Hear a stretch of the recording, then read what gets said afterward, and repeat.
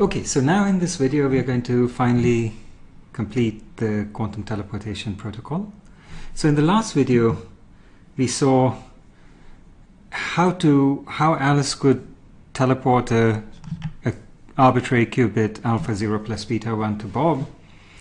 If she could do this unrealistic thing of performing a C0 with her qubit as the control bit and Bob's qubit as a target bit. So if she does that, then she can entangle the two qubits into this entangled state alpha 0 0 plus beta 1 1. And then Alice measures her qubit in the sign basis. And if she gets outcome plus, then Bob's qubit is in the desired state alpha 0 plus beta 1.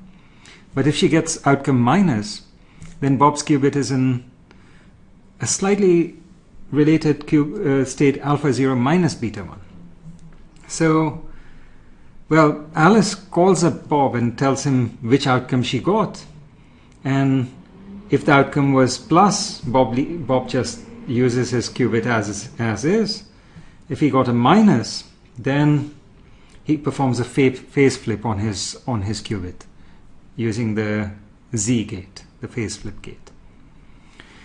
Okay, so now what this does is it reduces our task of teleportation to somehow creating this entangled state alpha 0 0 plus beta 1, but without the benefit of a C0 gate.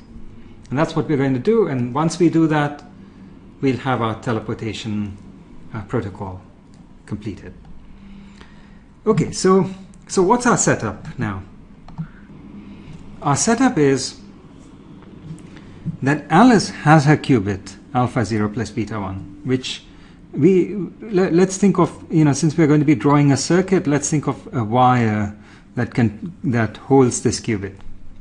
But now we are also going to assume that Alice and Bob cannot, they are too far apart to perform a gate or anything else. But we are going to assume that sometime in the past they managed to talk to each other enough to create a Bell state. So they share a Bell state. So Alice has this qubit and Bob has that qubit. And these two qubits are entangled with each other and they're in the state 0 0 plus 1 1. So we think of time as going from left to right. So there are these three wires now that are carrying these three qubits. Two of them entangled with each other. And then the third one, which is the one that Alice started with, is the qubit that she wants to eventually teleport to Bob. Okay, so what we want to do is we want to use this Bell state to effectively apply a C0 gate remotely. So how do we do this? Well, let's start by, Alice performs a C0 from her qubit, the unknown qubit, the one she wants to teleport, to her half of the Bell state. Okay, so now let's try to understand what the state of the three qubits is after she does this C0. Well, so first, what was the state before she did this? Well, before she did this, it was clearly alpha 0 plus beta 1 times 1 over square root 2 0 0 plus 1 over square root 2 1 1. It's alpha over square root 2 0 0 0 plus alpha over square root 2 0 1 1 plus beta over square root 2 1 0 0 plus beta over square root 2 1 1 1. So that's the state of her qubits, of the three qubits initially before the C0 gate. Now what happens after the C0 gate is applied? So after we apply the C0 is from the first qubit to the second. So in these first two cases, where the first qubit is 0, everything remains the same. So you get alpha over square root 2 0 0 0 plus alpha over square root 2 0 1 1. And then in these two cases where the control bit is a 1, the target bit flips. So you get beta over square root 2, 110 plus beta over square root 2, 101. Okay, so that's the state that of the 3 qubits after the C0. Okay, so now let's try to understand what happens if we measure this middle qubit. What happens to the first and the third qubits? Do we magically end up in the desired state alpha 00 plus beta 11, the entangled state that we want to get to? Okay, so let's try to see what happens. So this was the state of our 3 qubits. I've just rearranged the state a little bit, and now what we wish to do is we wish to measure the middle qubit. So when we measure the middle qubit, the outcome is either 0 or 1. Now if it happens to be 0, which is these red possibilities here, then the remaining state of the other 2 qubits will be 0 0 plus 1 1 with amplitude alpha and beta. So you'd get alpha 0 0 plus beta 1 1. On the other hand, if the middle qubit turns out to be 1, if it's measured to be 1, then the state of the remaining qubits would be 1 0 b. Let's see, alpha times 0 1 plus beta times 1 0.